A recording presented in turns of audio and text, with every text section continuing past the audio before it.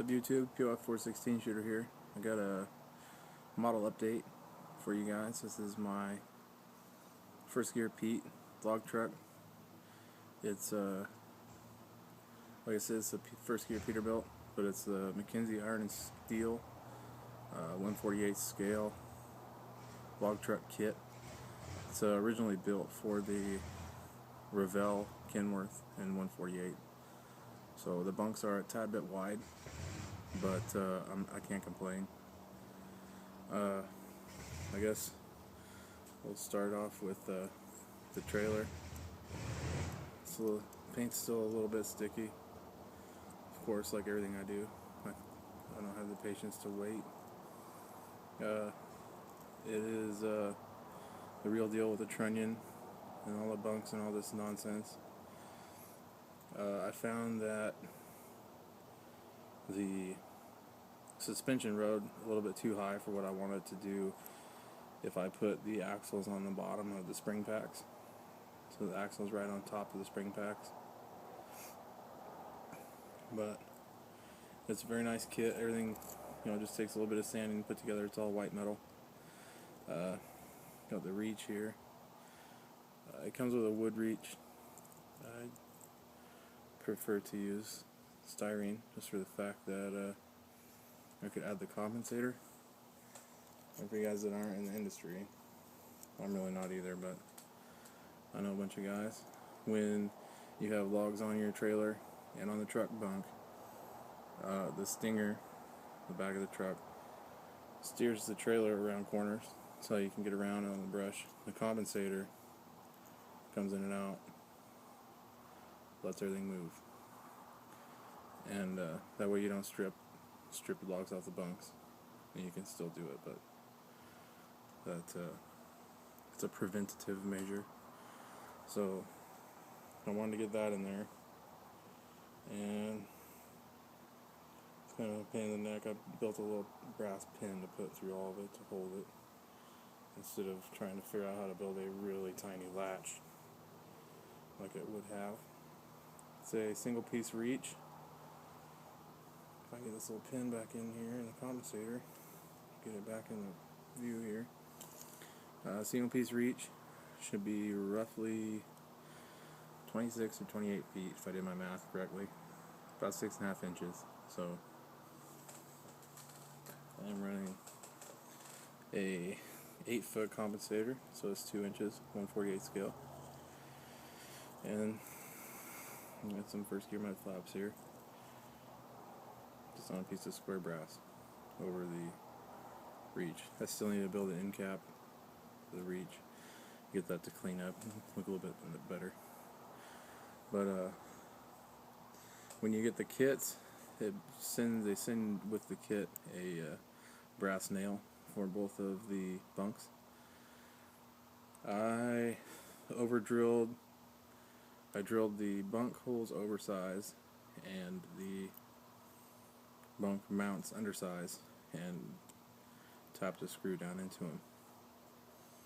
This one moves pretty freely. If the paint wasn't stuck together, there it goes. So that's that. That's the trailer. These are little cable stakes, so I need to get some brass and wind in there with some old cables. We'll move on to the truck here. I'm pretty proud of it. It's the frame extension there. Comes with the kit. As does the bunk gear for the truck. It's I started off, this was a 5th wheel tractor truck, so I ended up having to grind everything off smooth that was sitting on top of the frame to get the log gear to mount. Again, on this one I used screws, or a screw, instead of the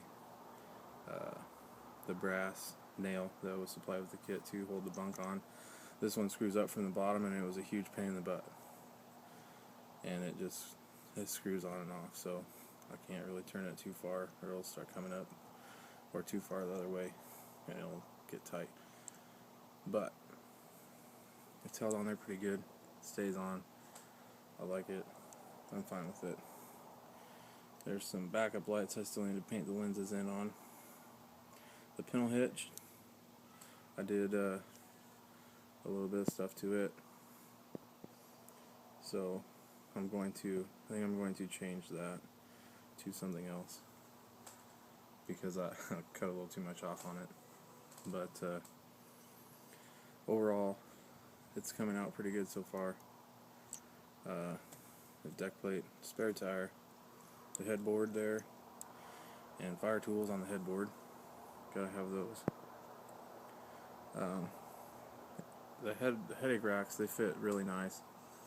There are a lot of small details in them that I was really surprised by. I don't know if we're going to be able to zoom in on it or not, but there is some bolt detail in the angle brackets here that's cast into them, so very nice kit for McKenzie Iron and Steel.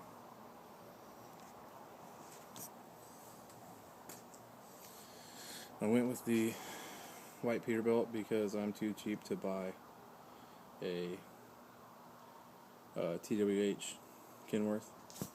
That would be a lot more realistic for this area to be hauling logs on a Kenworth than a Peterbilt. But